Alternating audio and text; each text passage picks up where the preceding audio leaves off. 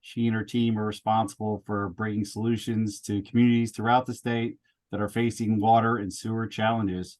With a keen focus on long-term viability and sustainability of New Jersey's municipalities and communities, Abby and her team continue to bring solutions to bear where they are needed most. And with that, I will turn it over to Abby. So please, Abby, let us know what's going on with New Jersey American Water.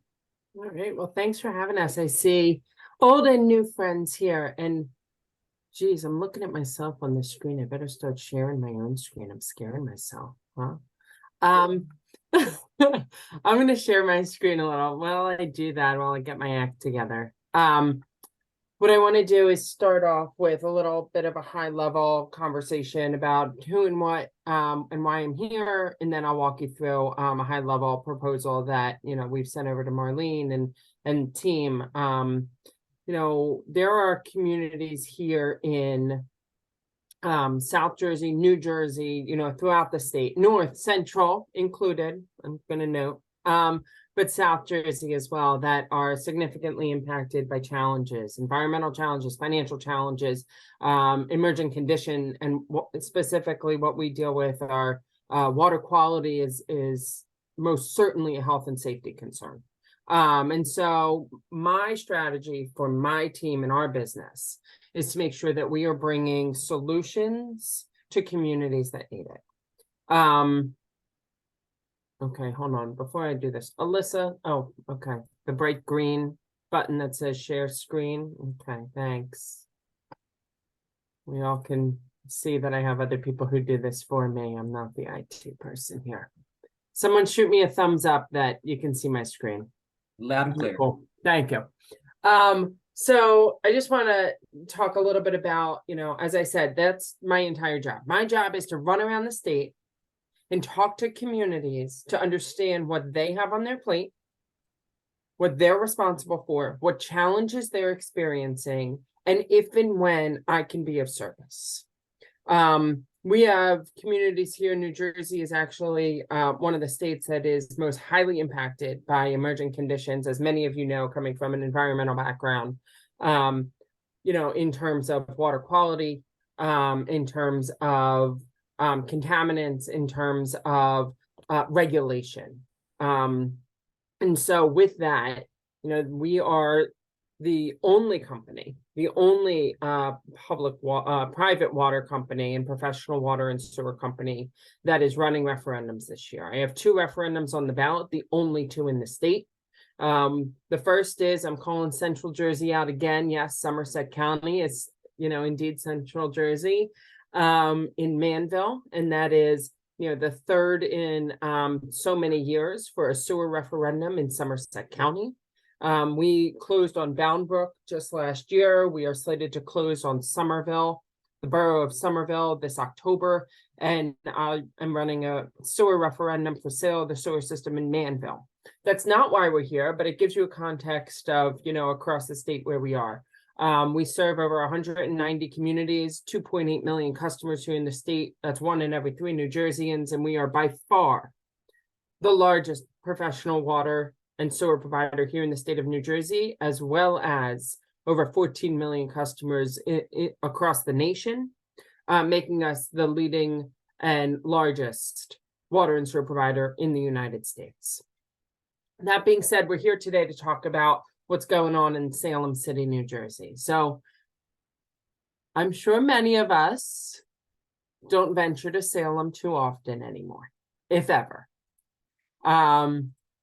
Salem City is currently, the one of the top 2 most distressed communities in the state, most impoverished. Salem County is by far the most impoverished county in the state. And Salem City is one of the communities that is an example of the things I just talked about. Financial challenges. They literally can't make budget every year. They're under fiscal monitor. They're under environmental monitor. They are losing over $1 million by retaining the water and sewer system. To date, that's over $20,000 a month, simply by keeping it under municipal jurisdiction. They are not meeting minimum operational standards. The first time that a PFNA, we all know of PFAS, right? The forever chemical. I mean, I'm talking to a fairly educated group here. Many of you are much smarter than me. They, upon the first required notification in first quarter 22, were one of the very first communities to be issued a PFAS letter, and that they were required to issue that to their customers because of a significant exceedance in their system. That exceedance was well over the 14 parts per trillion because there was a PFNA exceedance, well over the 14 parts per trillion MCL. And it really was sitting in excess of 18 parts per trillion. There is significant investment there that is needed.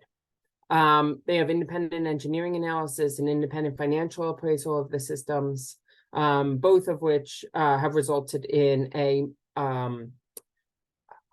recommendation of over $25 million needed investment in the water and sewer systems to bring it up to minimum operating standards and to meet minimum DEP requirements. They do have a one of the wells that threw them over the MCL temporarily shut down. Per DEP regulations, a temporary well shutdown does not equate to a permanent solution. It is, as said, temporary, right?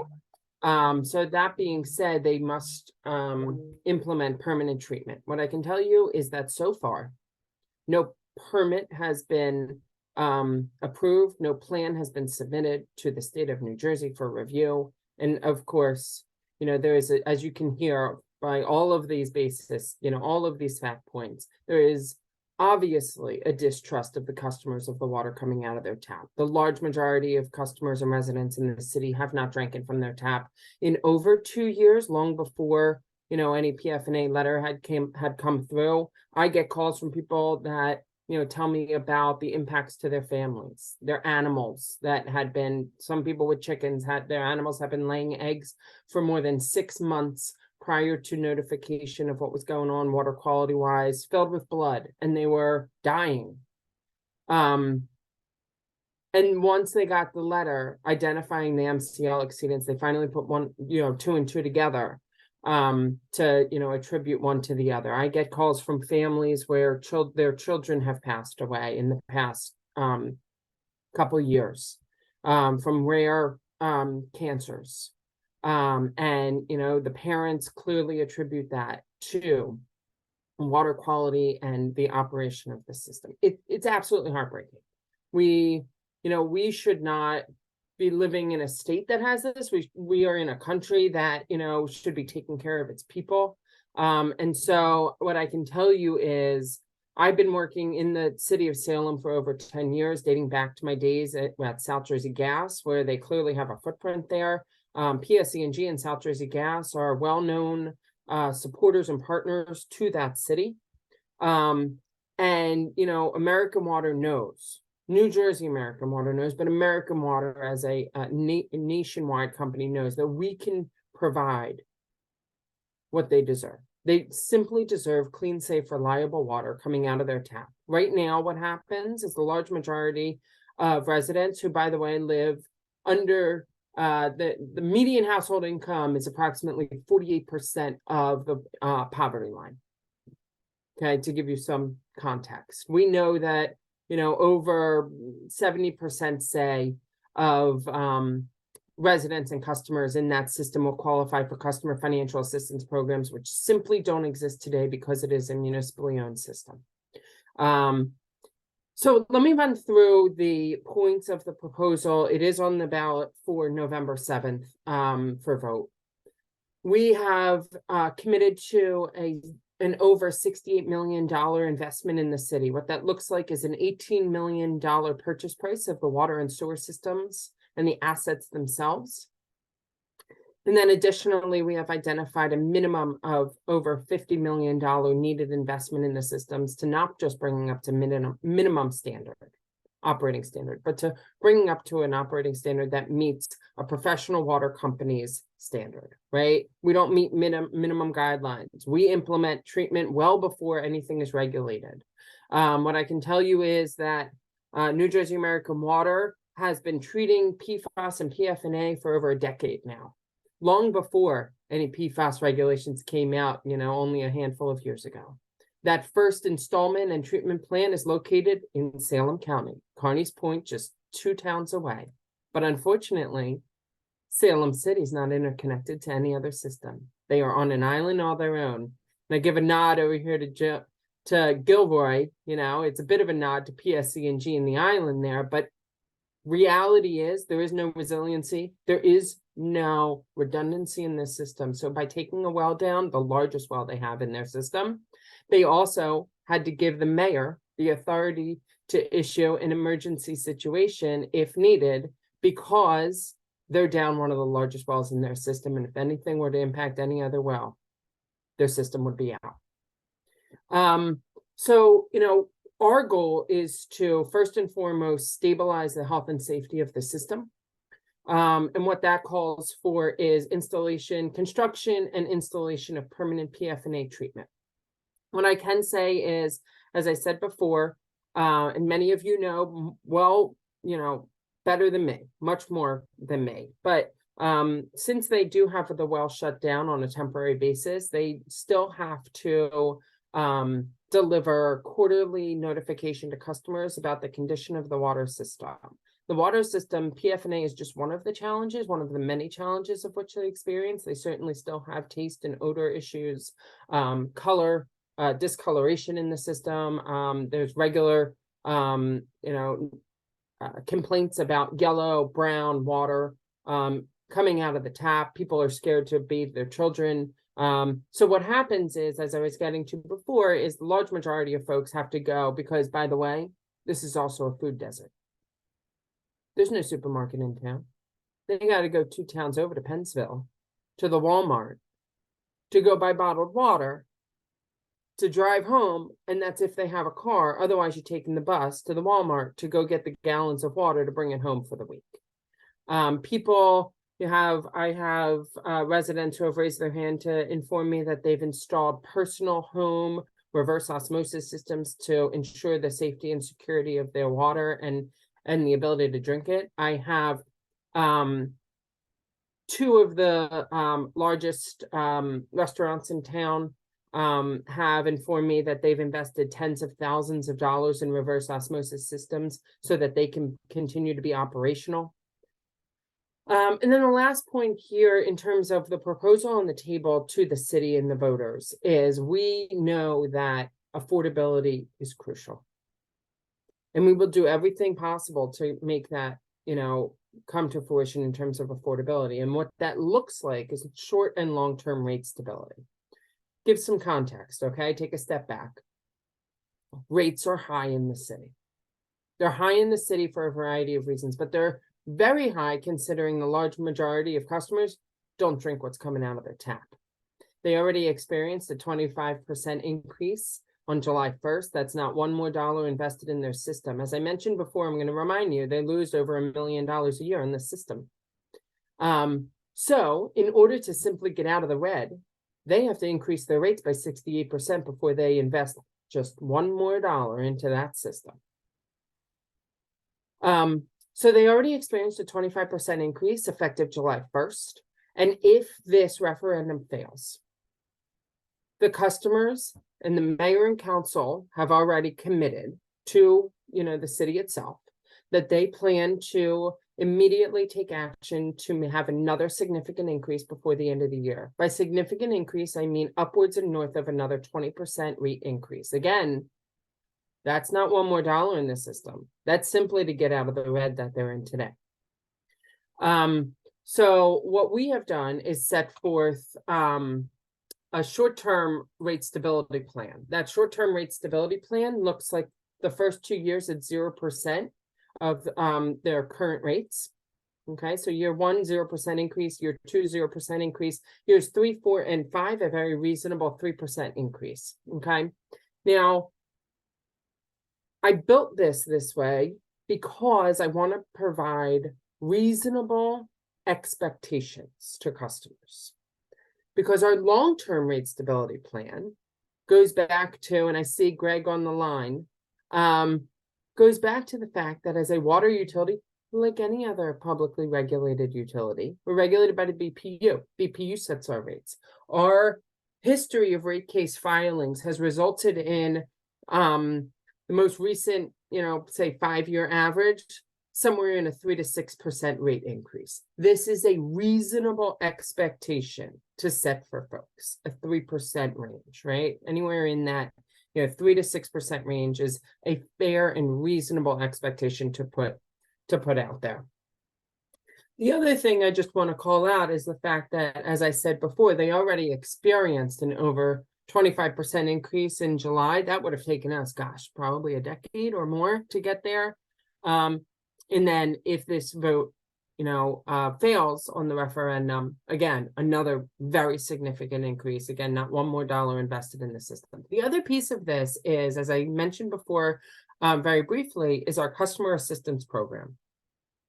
And I'm going to jump ahead a little bit here in terms of, because we know that a large majority of customers in the city of Salem will qualify for our Help to Others program, which is an NJ Shares program. Okay. We also recognize that based on the qualification limits, even the leaders in the community will qualify to be incorporated into this. I mean, there is just no careers, very few careers here. But that gets us back to why we're here today, right? I know that, there has been a lot of work, a lot of time, energy, resources put into the fact that, Salem County has opportunity at large, whether it be at the port, whether it be, in development, economic development opportunity is alive and well in Salem County.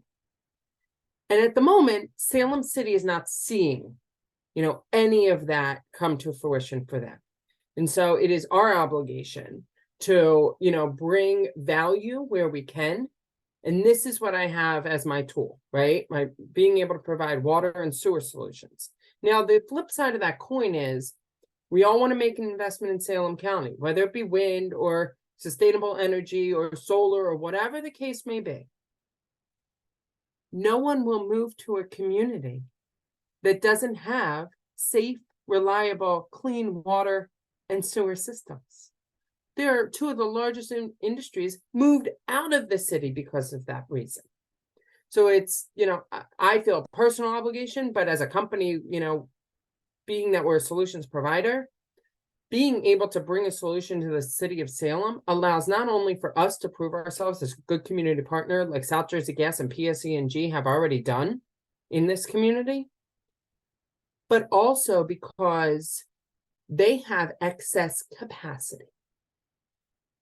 The reason that they're utilizing wells right now is because the staff that they have didn't have the training or ability to treat taste and odor issues. They have a 10-year-old, 12-year-old plant that was built for surface water intake. 2 dams, 2 reservoirs. They turned the interconnects off because they couldn't treat taste and odor issues and converted it to a well system. Okay, well treatment. It's using about 50% the capacity of the water treatment plant. A professional water and sewer company could come in there, mix sources, make sure it's done right, implement permanent treatment, and by the way, backfeed a system to be more redundant, more resilient, and interconnected to other systems so that other communities in Salem County have opportunity for economic development. Because as we all know, large corporations aren't drilling their own wells. They ain't, creating their own septic tanks. They're looking for places that have good, reliable systems underground. And that's what we have the ability to bring to the table. As I say that, and I'll answer a ton of questions, I'm sure, the last thing I want to bring up is our workforce development program. One of the initiatives at New Jersey American Water, which is the same across the utility industry, is bringing good paying career opportunities to the communities we serve. And the example that we have is we actually not only train our own folks and not only go and recruit in the communities we serve and the communities we're looking to acquire, we have our own workforce development program where we have already successfully graduated 2 cohorts, one in Camden, one in Plainfield. And just last week, we started the latest class in Lawnside, New Jersey, which we are a partner, which we're partnered with Rowan College. Students, it's an 11-week program. Students will get academic credit. They come out of it with their OSHA certifications. They come out of it with resumes, with job interviews, and quite honestly, jobs. We've hired more than 50% of all of the graduates coming out of this program, and more than 90% of the graduates are in full-time positions, either with us, other utilities, or contractors.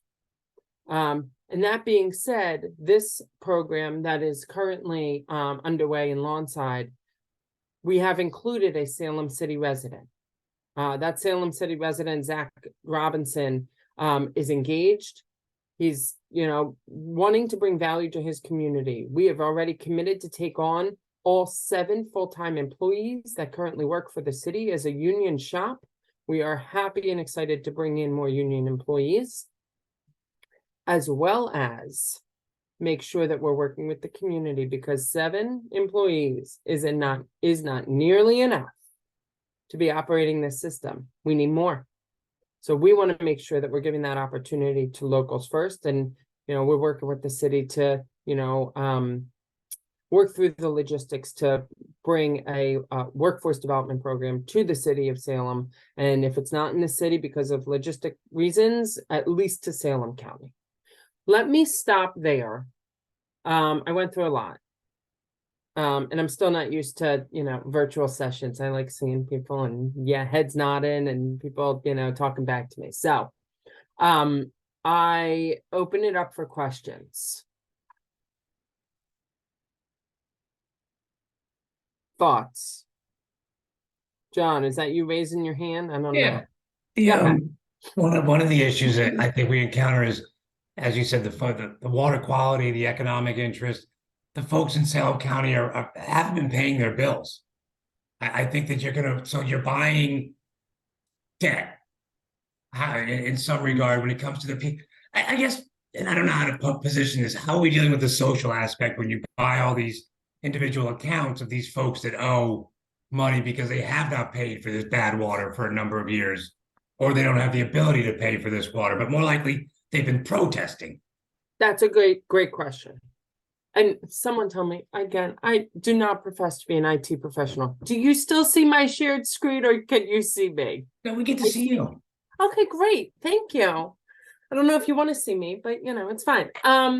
So great question, John. Here's a couple things.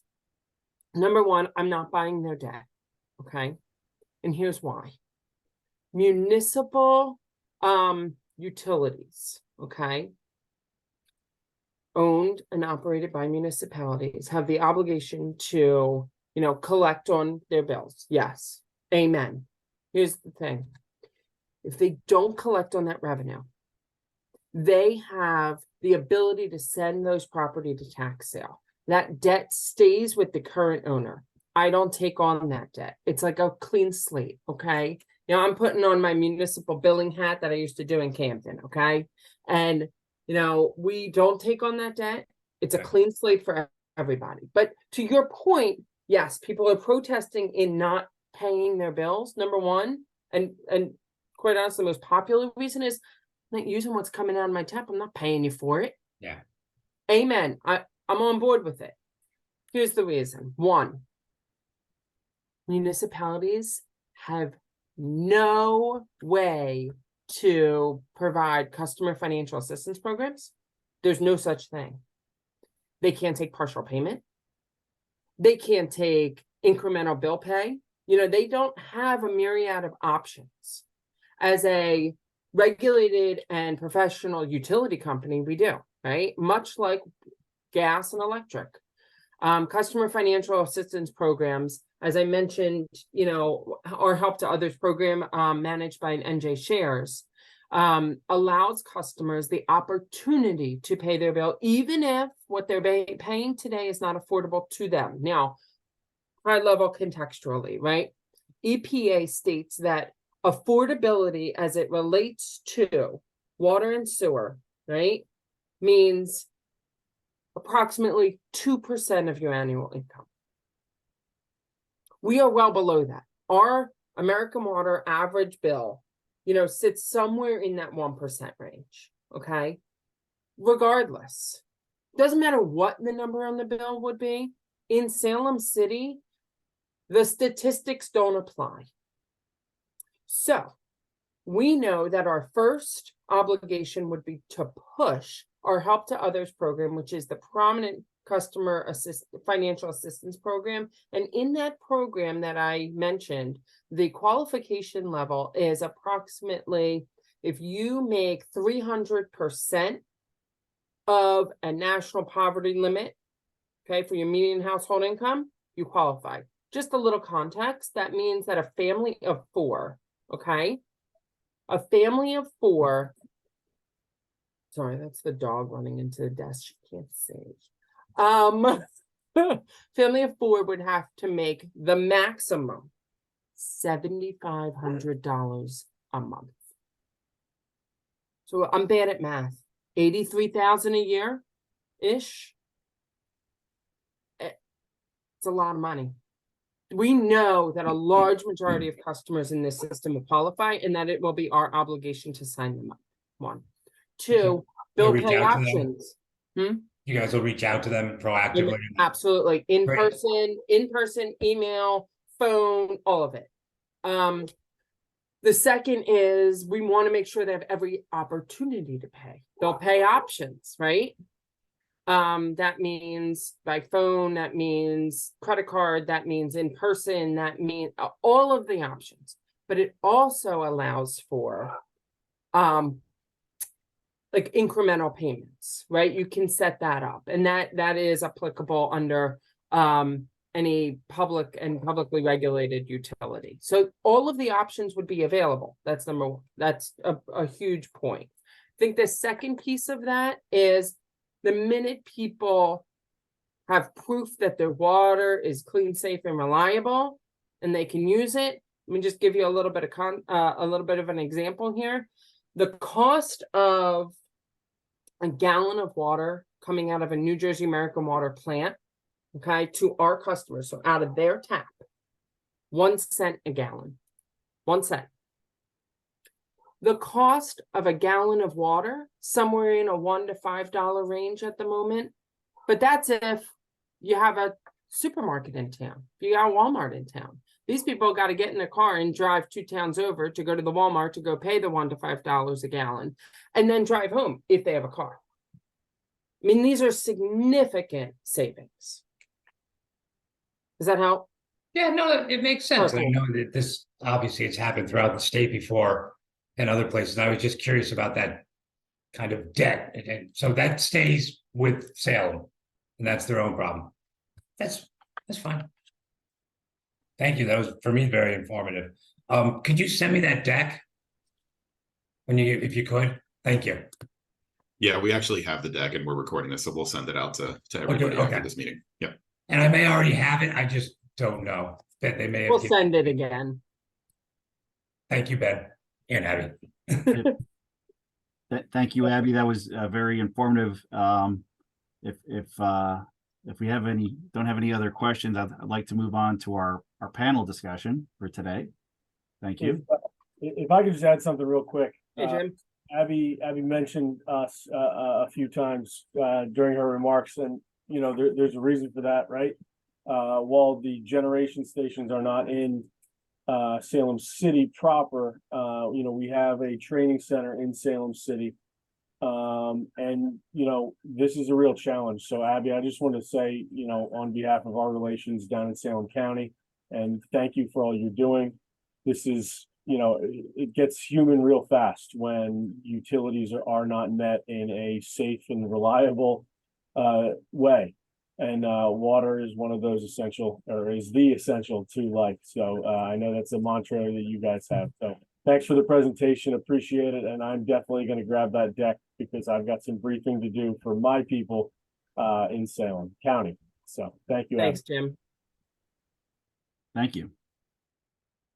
All right, well, let's move on. So we're going to talk a little bit about electric vehicles and the proposal, the Advanced Clean Car proposal that Governor Murphy has put out. I actually found out about this when I was having dinner with my brother-in-law, and I wanted ice for my water, and he's like, "Oh, haven't you heard? Governor Murphy said no more ice for you." And he's like, "What do you mean?" He's like, "Yeah." He says he banned ice, and I'm like, "Banned ice? How could he ban ice?" And I actually had to go home and look it up. And it turns out he did ban ice, but it wasn't ice for my water. It was internal combustion engines. And that kind of got me, started thinking about this whole electronic vehicle revolution and how that's going to change the landscape here in New Jersey.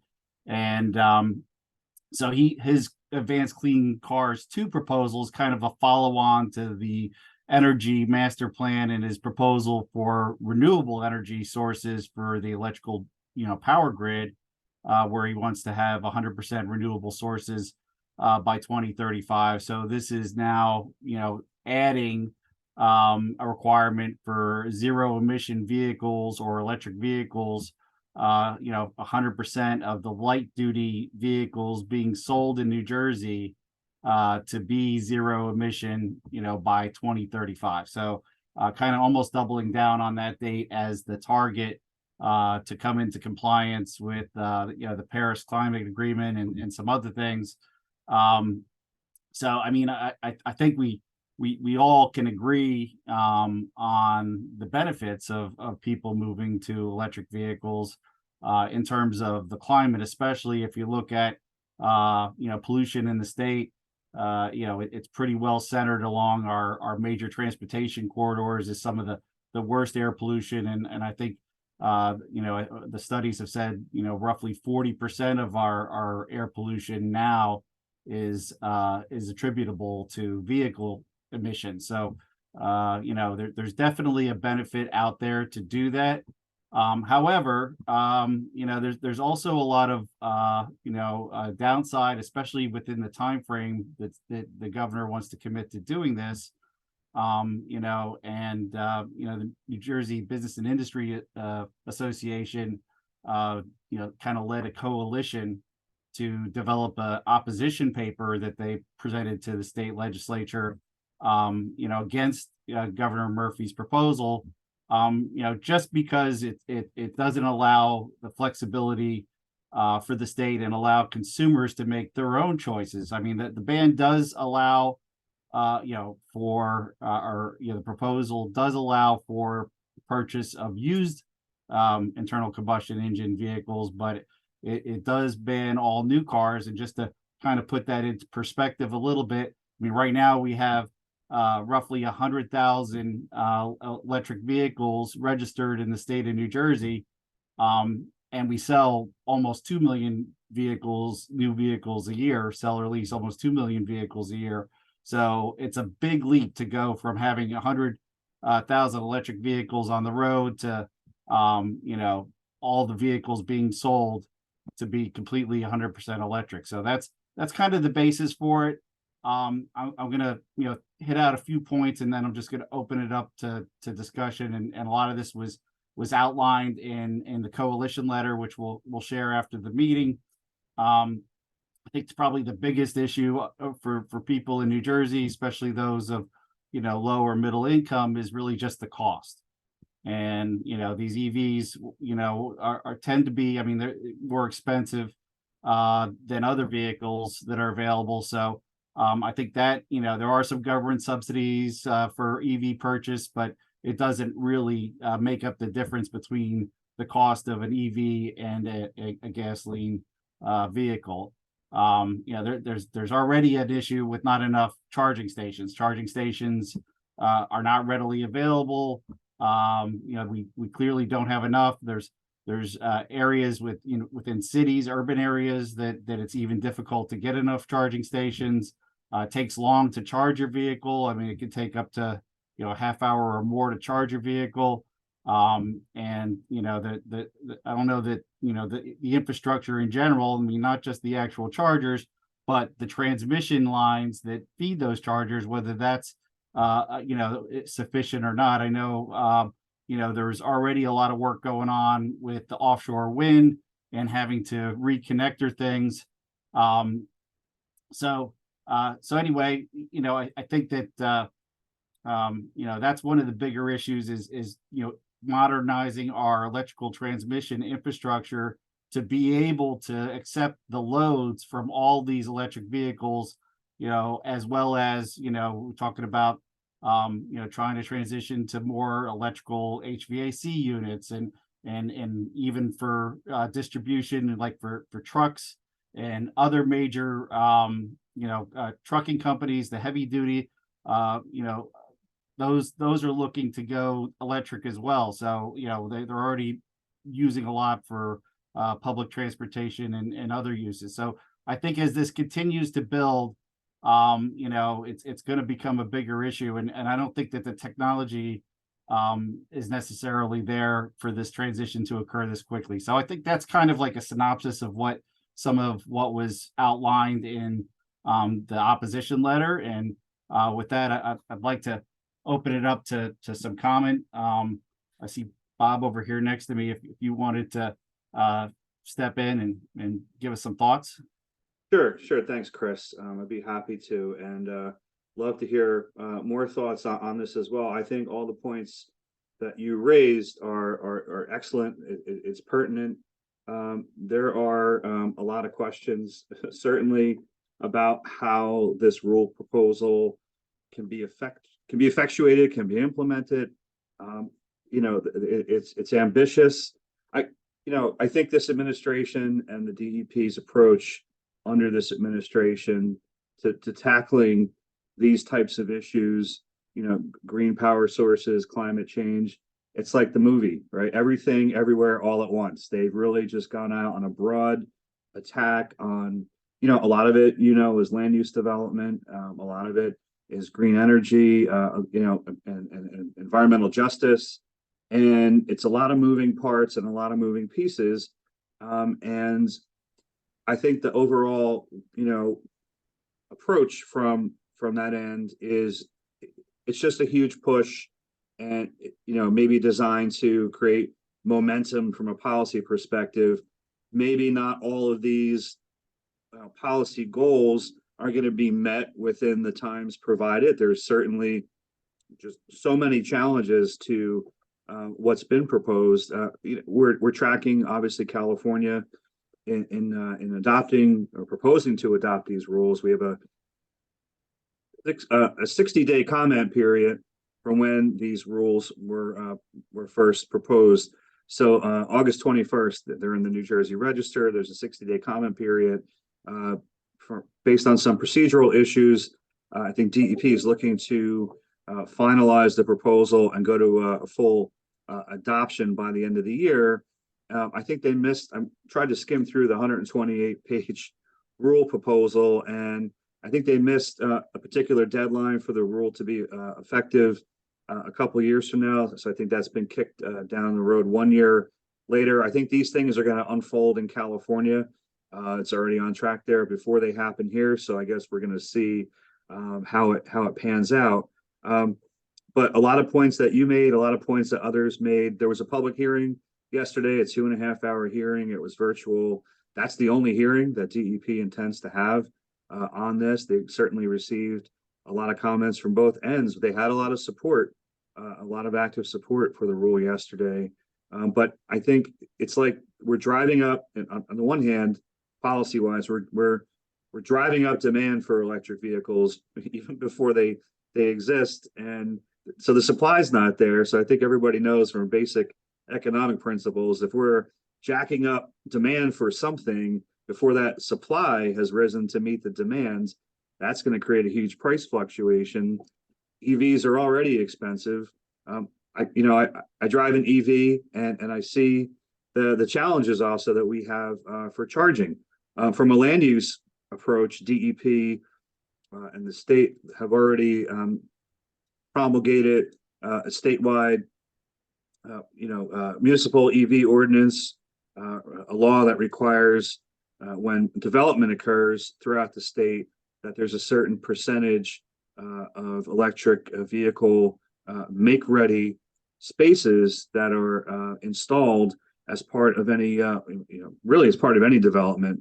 And the percentages kind of change depending on what it is, multifamily, commercial, anything that creates a new parking area or even a modified parking area, you have to add in a certain number of EV spaces. That doesn't help when you're on the road and you're looking for a space. And I could see it as more and more people are driving EVs where there used to be 12 empty spaces. And I'm late to the game. There's certainly people who have been driving these for a lot longer, and we're going to see a lot more people driving them going forward. You get to a place like at a rest stop area on the turnpike where there's 12 spots. And it used to be, maybe one or two people at a time. Now you're seeing maybe half of them or more occupied anytime you go by. So I think there has to be a more robust program for there to be those types of facilities provided through some public initiative, through the Environmental Infrastructure Trust or some other state funding for those spaces to be widely available if this type of program is going to be successful and successfully implemented. Chris, as you mentioned, also, we're going to have to evaluate whether there's enough power load to supply all these charging stations as well. I live in a house that was built in the 70s.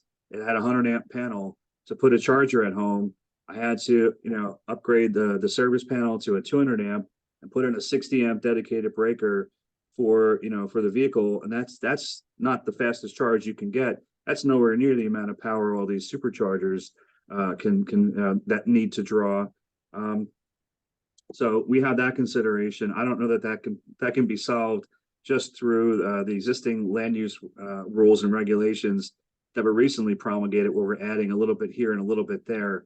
If there's a big push to make this EV program happen through the new rules, typical of environmental law or any other law, we have so many, we call it alphabet soup, right? So we have the ZEV, the Zero Emissions Vehicle Program. This is the Advanced Clean Cars 2 program, ACC2. I think in order for this to happen, we got to look at a much more robust infrastructure just for charging. And I think we have to question, are we, solving one issue by trying to reduce the concentration of all these, vehicles that are emitting pollutants that are crammed together in one place at one time and break up that concentration of emissions? But are we creating, other environmental issues? We know that mining for lithium, for example, has challenges, and we need a lot more lithium if we're gonna, we want these car manufacturers to start cranking out, these electric vehicles. So if we're gonna make that happen, we have to also, I think, be mindful of what other environmental issues that might create. And it's like when you watch these commercials for different prescription drugs, and the drug solves one thing, but it creates 10 horrible side effects that you get warned about. And I think we have to be mindful of that type of situation here. And I would like I read the rules as much as you could read through 128 pages of a lot of technical stuff. I think it would be great if the public entities would lean in a little harder to this as well. I know there's exemptions for emergency vehicles. Appropriately, understandably, we don't want a fire truck or an ambulance to be unable to respond to an emergency because someone forgot to plug it in. But I think we need to work in more on the public end of this as well, with public vehicles, fleet vehicles. If we want to see this program really come to success, I think the state really has to put a little bit of money where their mouth is as well. So that's my 2 or 3 or 3.5 cents on the topic. No, thank you, Bob. That was really good and insightful. And I definitely I think that supply and demand analogy you used in the beginning is really going to be one of the drivers for this. Just because we need to have other options besides EVs, just because there's so many limitations on how many can be pushed out to the public in time. And then, just to reiterate, I mean, like, the charging situation. I mean, I think EVs are more suited to people like you who can actually, have a garage and they can charge their vehicle in their house. It makes a lot more sense for someone like that to have an EV. But if you are reliant on a charging station and you have to go, I mean, there's no cost benefit because you're paying just about as much to charge your vehicle at a charging station that you would for an efficient gas powered vehicle. And I think that's what, we're trying to, push is to look at other options. There's, lower emission, gas and diesel powered vehicles that are efficient and provide less emissions. There's hybrid vehicles. There's hydrogen cells. Those are more widely used in California, but we could build an infrastructure for that too. I mean, I just think there's too many other options that haven't been explored. And just to drive your point home, I think you're right. The state hasn't done their homework by pushing this proposal out. And I think they need to look a lot harder at what some of the potential issues or side effects are. So thank you, Bob. I thought that was terrific. All right. So if anyone else would like to ask a question or make a comment, I see, please raise your hand and we'll try to get to you. This is Ian Michelle. I've raised my hand. I don't know if I. Okay. Okay. Again, it's a great idea that we're taking a position on this. And I think the one issue to keep it local is we need to go and look at the DEP and what they do to stifle the development that's going on for renewable energy in New Jersey. And hand in hand with that is the BPU. Right now, you could put all these vehicles out on the road, but there isn't enough transmission. There isn't enough renewable energy. So you're just going to burn, more fossil fuels to get to that. You can't make nuclear any bigger than it is. It would take years to bring up a new plant if you want to do that. So there's a lot of, this should be, they could fix a lot of problems for renewable energy if they, the DEP look to its own house to fix it before pushing forward this mandate where there's all the points that everyone's brought up so far. Unless you're in your own home, you're going out somewhere else. And all those things are true. But I think hopefully in this letter from, that we're sending out, it's a lot of the regulations for developing renewable energy, and what needs to be done through the DEP, they could streamline those things. They could fix those things. Look how long, and I think Bob, you were talking about this before with floating solar, how long that took. And it's still not done. It's still completely restricted. And the new community solar program just came out, is you can't build on ground. You can build on, so you can't do on a redevelopment site, you can't build on it. Who thought of that? What were they thinking? And don't get me started on the BPU, what they're going to do to mess this up. So yes, it's great to have a goal, but you have to think everything through and all the pieces. And it's more than just lithium. It's, that's a global problem. We have a New Jersey problem. That's my question, comment. Someone can disagree, whatever you like. Chris, you're on mute. Those are good points, Ian. I appreciate what you're saying there, and you're right.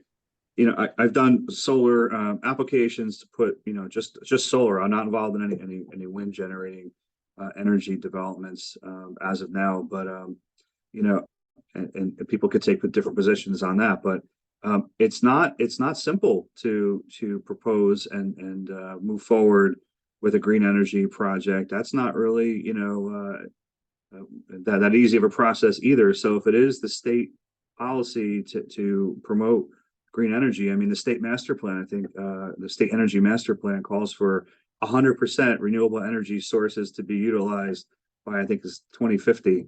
And I have a difficult time getting through a local land use approval in sometimes, like with floating solar or with a freestanding solar array in a parking lot. There's just a lot of the usual red tape for development that goes on. They tried to remove that from the process of putting in individual EV spaces But there's a lot of catching up to do.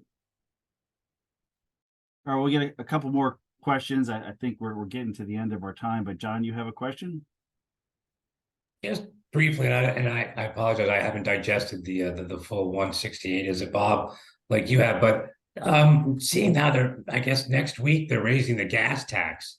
And is there any discussion within that about the implications about moving from electric away from fossil and that impact on the gas tax? I mean, again, is there discussion on a mileage-based tax or anything in the proposal that even gets into the financial implications that you're aware of, just based on what you've encountered so far? In these proposed regulations, the ACC2 regulations, Yeah. I didn't pick up on any of that. I did see some of the financial implications that there was a proposed like levy on the number of vehicles and things. There's like there's some financial aspects baked into this to operate this program, but I don't see how it's taking money from any particular source to further implement the goals of this program, like from, you know, there's no crossover. Like, I don't see them taking money or resources out of the gas tax and putting it toward further development of the electric vehicle program. And then the flip side of that is the more electric vehicles we get, the less gas tax revenue we get. And then you kind of, again, that's, I guess, the social injustice where you start to get those that can't afford electric vehicles end up footing a bigger part of the bill to maintain the roads in the meanwhile. Yeah. I mean, that's another policy issue, I guess, that's yet to be addressed.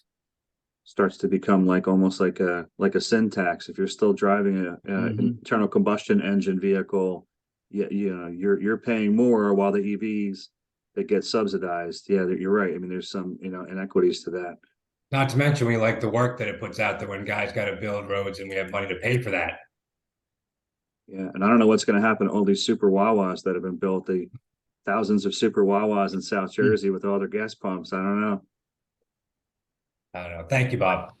Thank Sure. you. Look, concerning the Wawas, whatever happens, it's not happening overnight. So, you know, I think Wawa will have plenty of time to make some of those super Wawas have charging stations. Yeah, you do see them. You see them. I think the one on 295 down off exit 17 or 19. They have some chargers behind them. I don't know what the metrics are or the finances behind you know, how they make money off those chargers as opposed to how they make money off gas. Other than if Wawa can get you to the Wawa, they make some money off the hoagies and whatever else they have. But yeah, you're right, John. It's not going to be overnight for sure. And look, there's nothing to say these rules aren't going to get appealed by an industry group, or that the deadlines won't, you know, continue to shift. I just think it's part of a momentum. Or future Gubernatorial administration elections backs coming off up. on it. Right. Like you're right, John, like the regional greenhouse gas initiative a couple of years back. I mean, there was a push, we were involved, and then I think we walked back for a few years under a different administration, and now we're back in. So you're right, it could depend on which way the wind is blowing. I mean, this could be a big push now, and it could be walked back under a different administration. I mean, you're totally right. Might be a big issue in a couple of years. Yeah, thank you. I think we're pretty much out of time. I see you have your hand raised, Andrew, if you have a quick comment you wanted to add. Sure. Thank you for the time. My brain was going to the same place that John's was. And what I can tell you is that in 2024, I guess the gas tax or the revenue program is up for reauthorization.